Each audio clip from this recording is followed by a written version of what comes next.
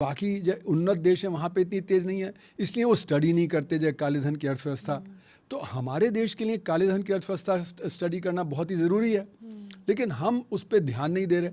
उसकी वजह से हमारा सारा डेटा गलत हो जाता है, हमारा सारा एनालिसिस गलत हो जाता है और फिर हम गलत एनालिसिस आगे करते हैं। उसी तरह हमारे देश में कास्ट बहुत इंपॉर्टेंट है, कास्ट है ही नहीं वेस्टर्न कंट्रीज़ में, तो इसलिए वो कास्ट को उस तरह से स्टडी नहीं करते। तो फिर हम लोग को अपने ढंग से वो जो स्टडी करना चाहिए।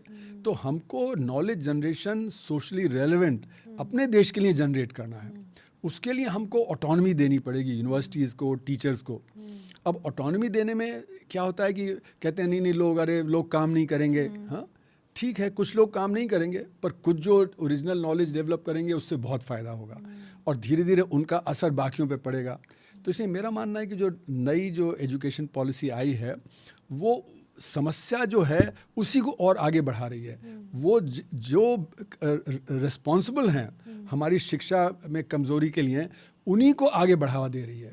जैसे सर जैसे कि ब्यूरोक्रेटाइजेशन ना, मतलब कि वीसी के हाथ में पावर दे दो, ऑटोनॉमी को कर्टेल कर दो। तो हालांकि कहते ज़रूर है ऑटोनॉमी होनी चाहिए, लेकिन पावर वो जिस तरह से दे रहे हैं उससे ऑटोनॉमी किल हो जाएगी। फिर वो कह रहे हैं कि हमें डीकोलोनाइज करना है इंडियन माइंड को, क्योंकि वेस्टर्न जो माइंड है उसने हमें, जैसे मैंने कहा ना कि वहाँ से हम नॉलेज लेके रिसाइकिल कर देते हैं। पर डीकोलोनाइजेशन का मतलब क्या है?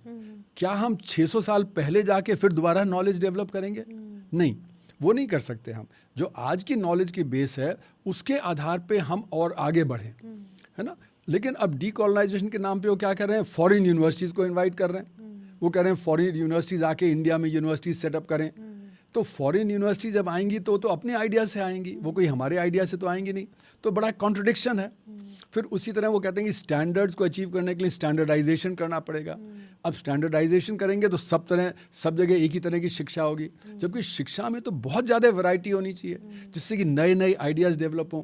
तो सारा जो बेसिस है उसमें कमर्शलाइजेशन, उसमें जो प्राइवेटाइजेशन, ये सारी चीज़ें भी हैं जुड़ी हुई, जो कि हमारे लिए सही नहीं है। क्योंकि हमारे यहाँ आप देखें तो 90% लोग तो गरीब हैं, वो प्राइवेट एजुकेशन वगैरह को अफोर्ड नहीं कर सकते। और ये दिख भी रहा है कि जो हमारे यहाँ बहुत बड़े लेवल पे जो स्कूलों में शिक्षा होती है तो स्कूल के बच्चे कुछ ज़्यादा सीखते नहीं हैं, है ना। जब ये एसर की रिपोर्ट पिछले साल आई तो बता रही है कि 14 से 18 साल के जो बच्चे हैं उसमें 40% बच्चे दूसरी जमात की पढ़ाई लिखाई गणित नहीं कर सकते। तो हमारे यहाँ ज़्यादा 5-6% जो बच्चे हैं उनको कुछ ढंग की एजुकेशन मिलती है, बाकियों को नहीं मिलती है। उसके लिए हमको जो है एजुकेशन पे खर्च भी करना है, हमें टीचिंग प्रोफेशन को आगे बढ़ाना है, रिसर्च को आगे बढ़ाना है। तो ये सब जो चीज़ें हैं वो कहने के लिए वो किया हुआ है, लेकिन एक्चुअल में अगर आप देखेंगे प्रैक्टिस में तो ब्यूरोक्रेटाइजेशन, प्राइवेटाइजेशन, कमर्शलाइजेशन, यही सारी चीज़ें उसमें आगे की जा रही हैं। सर उसका सॉल्यूशन क्या हो सकता है? तो जैसे मैंने कहा ऑटोनॉमी, जब तक ऑटोनॉमी नहीं होगी हायर एजुकेशन में तब तक नए आइडियाज़ नहीं जनरेट होंगे। तो हमारा तो सिंगल फोकस होना चाहिए कि कैसे सोशली रेलेवेंट नॉलेज जनरेशन हो, उसके लिए नए आइडियाज़ जनरेट हों, तभी हमारा R&D होगा, तभी हमारे जो समाज की समस्याएं हैं उसका हल निकलेगा। आज जैसे कि हम देखते हैं IITs में भी कोई बहुत ज़्यादा ओरिजिनल रिसर्च नहीं होती है, क्योंकि जो अच्छे जो होते हैं बीटेक करके वो विदेश चले जाते हैं, है ना। फिर जो सेकंड बेस्ट होता है वो एमटेक करता है, जो थर्ड बेस्ट होता है PhD करता है। हमारी इंडस्ट्री भी जो रिसर्चर्स हैं उनको एम्प्लॉय नहीं करती है ना। तो अगर इंडस्ट्री भी जो रिसर्चर्स हैं उनको एम्प्लॉय नहीं करेगी तो सिग्नल ये जाएगा कि भाई या तो बीटेक करके फिर जब मैनेजमेंट कर लो और फिर जब मैनेजिंग डायरेक्टर बन जाना, या फिर विदेश चले जाओ वहाँ पे जाके R&D करो। तो इंडिया में नहीं करने का वो होता है। तो इसलिए सिग्नल हमारे समाज में सही नहीं है। हमारे जो समाज में सिग्नल होना चाहिए कि हम रिसर्च को वैल्यू करते हैं। अब आप ये देखिए कि जैसे पे फिक्सेशन होता है तो पहले ब्यूरोक्रेट की तनख्वाह फिक्स हो जाती है, फिर उसके बाद टीचर की तनख्वाह फिक्स होती है। जबकि होना ये चाहिए कि टीचर को कम से कम ब्यूरोक्रेट से 2-3 ग्रेड ज़्यादा मिलना चाहिए, क्योंकि आप उसको कहते हैं PhD करो, जबकि आप जो BA MA करके भी जो एक ब्यूरोक्रेट बन सकते हो। तो जो ब्यूरोक्रेट है वो ओरिजिनल थिंकर नहीं है, वो तो इम्प्लीमेंटर है।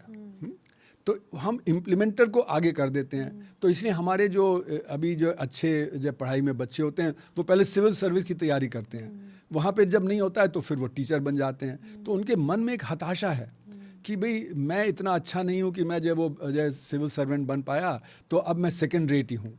हमें उस फिलॉसफी से बाहर निकलना है जो मैकॉले ने हमारे यहाँ अंदर भर दी कि हमें क्लर्क को आगे कर दिया, हमने IAS ऑफिसर को आगे कर दिया, है ना। तो IAS ऑफिसर तो एक ग्लोरीफाइड क्लर्क है, वो कोई ओरिजिनल थिंकर नहीं है। वो तो ये देखेगा कि चारों तरफ क्या हो रहा है, उसमें से कुछ आइडिया लेके कुछ इम्प्लीमेंट कर देगा, है ना। और वो भी जब जूनियर होते हैं जो आईएएस ऑफिसर वगैरह, तो उनके पास समय ही नहीं होता है। जो वो डिस्ट्रिक्ट मजिस्ट्रेट वगैरह होते हैं तो उनका 99% काम तो रोज़मर्रा की चीज़ों में निकल जाता है, तो कहाँ से वो थिंकिंग आएगी।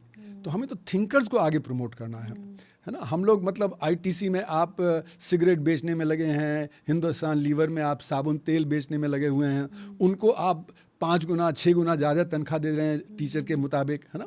जबकि टीचिंग में सबसे ज़्यादा है, क्योंकि सारे देश का फ्यूचर उस पर निर्भर करता है। तो टीचिंग को आपको आगे प्रमोट करना चाहिए।